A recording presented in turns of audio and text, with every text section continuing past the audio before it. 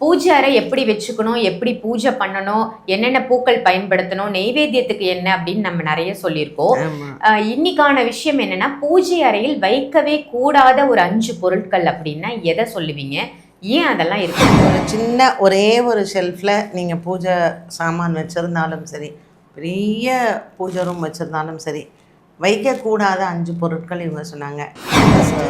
தாயார் சன்னதியிலேருந்து இந்த கார்த்திகை மாதம் வந்து பஞ்சமிப்படி நடக்கும். தாயாருக்கு ரொம்ப விசேஷம். நீங்கள் நம்ப மாட்டீங்க ஸ்ரீவித்யா, எனக்கு கிட்டத்தட்ட அரை மூட்டை மஞ்சள் வந்தது.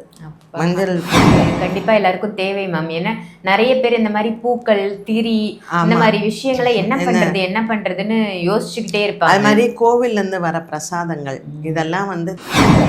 ஆன்மீக பரிகார நேயர்கள் அனைவருக்கும் அன்பான வணக்கங்கள். இன்னைக்கு நம்ம யாரை சந்திக்க வந்திருக்கோம் அப்படின்னு பார்த்தீங்கன்னா, அஸ்ட்ராலஜர் பாரதி ஸ்ரீதர் மேடம் தான் சந்திக்க வந்திருக்கோம். வணக்கம் மேம். வணக்கம்மா.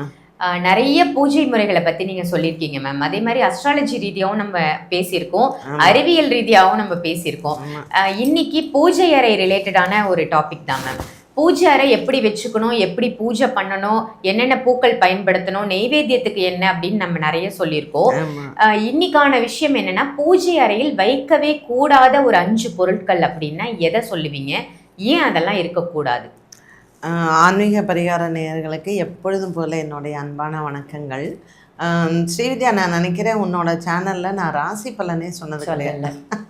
ஏன்னா நான் வந்து எனக்கு ஆக்சுவலாக பார்த்தீங்கன்னா ராசி பலன் சொல்கிறது அவ்வளோவா உடன்பாடே கிடையாது. ஒன்று டெய்லி சங்கரா டிவியில் சொல்கிறேன், விகடனில் சொல்கிறேன், இதெல்லாம் ஒரு பக்கம் இருந்தாலும் ராசி கிரக ரிலேட்டடாக பேசியிருக்கேன். ஆமாம், கிரக ரிலேட்டடாக எனக்கு பேச ரொம்ப பிடிக்கும். இப்போ ஒரு உடம்பு சரியில்லை அப்படின்னா செவ்வாய்க்கு என்ன செய்யணும், அதெல்லாம் நான் பேசுவேன். ராசி பலன் மட்டும் எனக்கு அவ்வளோவா உடன்பாடு கிடையாது. ஏன் அப்படின்னா, உன்னுடைய சேனல் வந்து நான் மற்ற ஆன்மீக விஷயங்களுக்கு பயன்படுத்தணும் அப்படிங்கிறது தான் என்னோட எய்மு. அண்ட் மக்களும் அதை வரவேற்கிறாங்க, அதை எதிர்பார்க்குறாங்க. அப்படிங்கிறதுனால ஜென்ரலி ஒரு பூஜை ரூம் அப்படிங்கிறது வந்து நிறைய பேர் ஒரு ஷெல்ஃபாக கூட வச்சுருப்பாங்க, இடமின்மை காரணமாக. இப்போ வெளிநாட்டிலலாம் வந்து பார்த்திங்கன்னா, நம்மெல்லாம் இங்கே இருக்கிற மாதிரியெல்லாம் ஒரு இவ்வளோ பெரிய பூஜை ரூம்லாம் கிடையாது. அவங்கெல்லாம் ஒரு ஸ்டூடியோ அப்பார்ட்மெண்ட்டில் தான் இருக்காங்க ஆக்சுவலாக. ஸோ ஒரு சின்ன ஷெல்ஃபு, ஒரு ரேக்கு தான் இருக்கும். நான் என் பொண்ணுக்கு வந்து கல்யாணம் பண்ணும்போது அவள் யுஎஸ் தான், 2வது பொண்ணுக்கு நான் சொன்னேன் அவள்கிட்ட, இப்போ சாமி படம் பெரியவளுக்கு வந்து பெரிய ரங்கநாதர் தாயார் படம் நான் கொடுத்தேன். அவள் வந்து எங்கள் சம்மந்தி முதலே சொல்லிட்டாங்க, தயவு செஞ்சு இந்த மாதிரி இவ்வளோ பெரிய படம்லாம் கொடுக்காதீங்க, அங்கே தான் ஆணியே அடிக்க முடியாது. ஸோ ஜென்ரலி ஒரு பூஜை ரூம் அப்படிங்கிறது வந்து நம்ம பெருசாக தான் இமேஜின் பண்ணணும் அப்படிங்கிறது இல்லை. ஈவன் ஒரு சின்ன ரேக்கில் கூட பூஜை வந்து பண்ணுறவங்க இருக்காங்க. அது வெளிநாட்டினவர் நிறையா இருக்காங்க. இதை ஏன் நான் ஸ்பெசிஃபிக்காக சொல்கிறேன்னா, ஆன்மீக பரிகாரம் வந்து வெறும் தமிழ்நாட்டு மக்கள் மட்டும் பார்க்கறது இல்லை. இது ஒரு ஸ்ரீவித்யா பண்ணுற ஒரு பெரிய சர்வீஸ். என்னென்னா, கடல் தாண்டி இருக்கக்கூடிய தமிழர்களுக்கு எந்த விதமான ஒரு விஷயங்கள் வந்து பண்ணுறாங்க அப்படிங்கிறது தான். ஸோ ரொம்ப ரொம்ப அவங்கெல்லாம் இதில் நிறைய பெனிஃபிட் ஆகிறாங்க.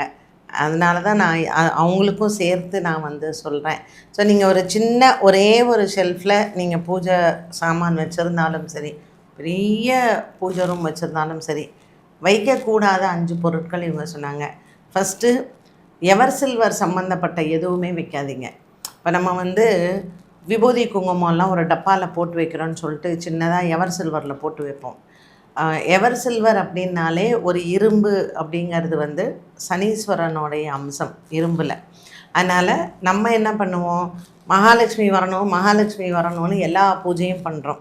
ஆனால் ஒரு இரும்பு சம்பந்தப்பட்ட எந்த ஒரு விஷயத்தையும் நீங்கள் அங்கே வைக்கும்போது நமக்கு அந்த வரக்கூடிய நன்மைகள் வந்து ஒரு தடையாக இருக்கலாம். ஸோ நீங்கள் வந்து ஒரு விபூதி போட்டு வைக்கிறீங்க, இல்லை குங்குமம் போட்டு வைக்கிறீங்கன்னா நம்ம அதுக்கு தானே அந்த எவர் சில்வர் டப்பாலாம் நம்ம யூஸ் பண்ணுவோம்.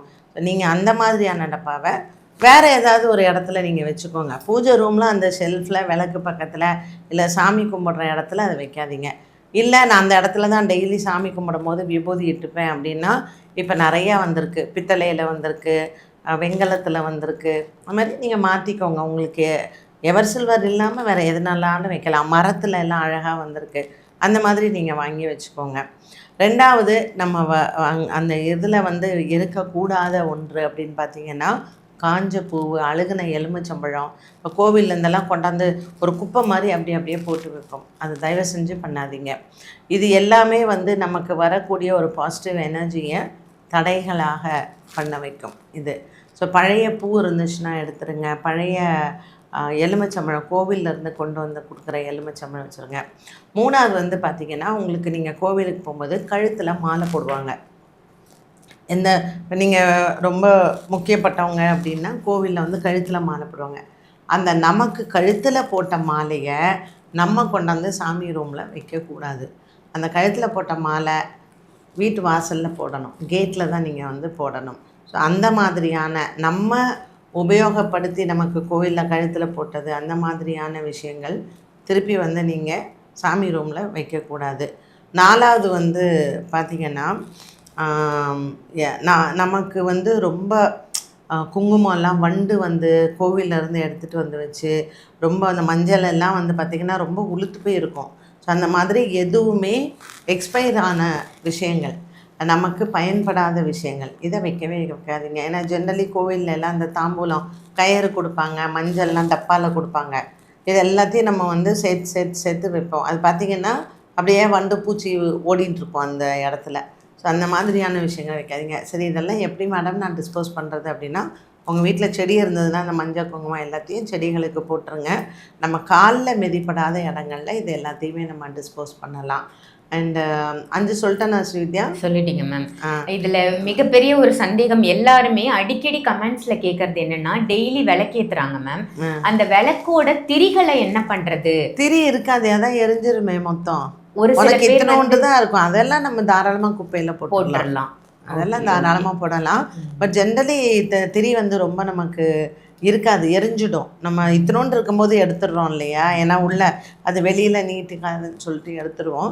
நீங்கள் திரியெல்லாம் வந்து தாராளமாக குப்பையில் போட்டுடலாம். இந்த மாதிரி கோவில்லேருந்து வரக்கூடிய விஷயங்கள் இது வந்து நம்ம கால்படாத இடத்துல நம்ம போட்டோம். ஏன்னா எல்லாருக்குமே இந்த சம்டைம்ஸ் என் வீட்டில எல்லாம் வந்து பார்த்திங்கன்னா, ஒரு கோவிலேருந்து லட்சார்ச்சனை பண்ணாங்கன்னா கவரில் இவ்வளோ பெரிய கவரில் இவ்வளோ குங்குமம்லாம் கொடுப்பாங்க. நான் நினச்சிப்பேன், இவ்வளோ குங்குமம் நான் அதை யூஸ் பண்ண கொஞ்ச நாள்லேயே அதில் வண்டு வந்துடுறது. ஏன் நமக்கு கோவிலேருந்து இவ்வளோ நம்ம வேண்டான்னு சொல்ல முடியாது. கோவில் சொல்கிறதுக்கு மனசு வர மாட்டேங்கிறது. அது மாதிரிலாம். ஐயோ, நாங்கள் திருச்சானூர் தாயார் சன்னதியிலேருந்து இந்த கார்த்திகை மாதம் வந்து பஞ்சமி படி நடக்கும். தாயாருக்கு ரொம்ப விசேஷம். நீங்கள் நம்ப மாட்டீங்க ஸ்ரீவித்யா, எனக்கு கிட்டத்தட்ட 1/2 மூட்டை மஞ்சள் வந்தது. மஞ்சள் பொடி. எனக்கு என்ன கொடுக்க அள்ள தாயார் எனக்கு அவ்வளோ அனுப்பியிருந்தாங்க. எனக்கு அள்ள முடியவே இல்லை. அவ்வளோ மாலையும் அவ்வளோ இதுவும் நானும் கொடுத்து பார்த்தேன். அவ்வளோவும் கொடுத்து அப்படியும் எனக்கு அவ்வளோ மிஞ்சி இருந்தது. ஸோ ஒரு சில சமயங்களில் அவங்க நமக்கு ஆசையிலையும் ஒரு இதுலேயும் நம்ம போகிறோம் அப்படின்னு சொல்லிட்டு கொடுக்குறாங்க. ஏன்னா நானும் அத்தனை கோயில்களுக்கு அவ்வளோ செய்கிறேன் நான். அதனால் அவங்க ஒரு பாசத்தில் நமக்கு செய்கிறாங்க. பட் எனக்கு ரொம்ப கஷ்டமாக இருக்கும். கோவில் விஷயங்களை நான் எப்போவுமே குப்பையில் சேர்க்குறதோ ஏதோ நான் பண்ணவே மாட்டேன். இதெல்லாம் எங்கள் வீட்டில் மொட்டை மாடியில் செடி இருக்குது.